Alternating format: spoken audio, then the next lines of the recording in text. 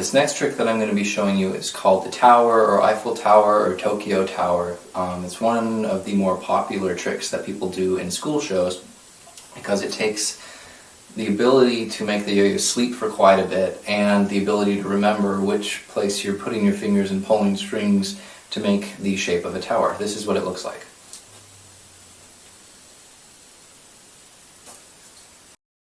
As you can see, it's going to take a little bit of practice to get it. You have to remember what to grab when and what to pull and all that. So to start learning the trick, I'm going to have you throw the yo-yo down, stop it, and let it hang in front of you. The reason I want you to do this is so we have enough time for you to figure out how to make the shape before we worry about making it sleep long enough. So have it hang dead in front of you, set it on the ground, whatever you want to do. I want you to make this shape with your hand, basically making an L with your index finger and thumb, keeping the rest of your fingers up straight. Turn your hand slightly out from your body. Let the string hang on. This is your throw hand, by the way. You want the string to hang down in front of your throw hand thumb. Take the index finger of your free hand, the hand that the yo-yo is not attached to, and curl it around the string, pulling it back, making a slingshot between your index finger and your thumb.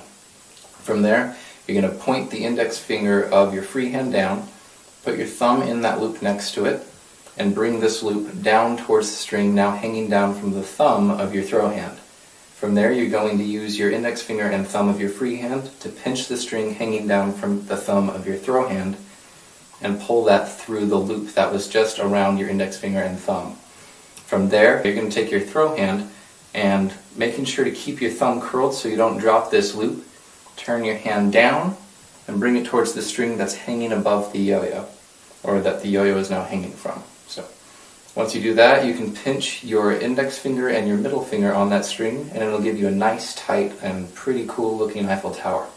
From there, you can either just drop this right here between your index and middle finger of your throw hand. You can drop all the strings.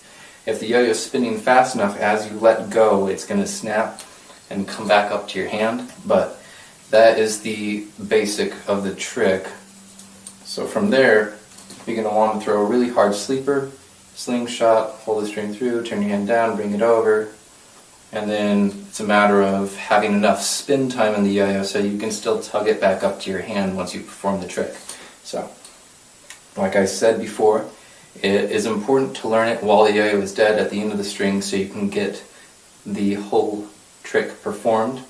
And then once you're comfortable doing that quickly, start adding the sleeper. And see, at this trick I would recommend maybe practicing your sleeper up to 15 seconds or so. That way you'll have an ample amount of time to mess up a little bit, get the trick landed, and then catch the yo-yo. That is the Eiffel Tower. I hope you enjoyed it, and I will see you in the next video.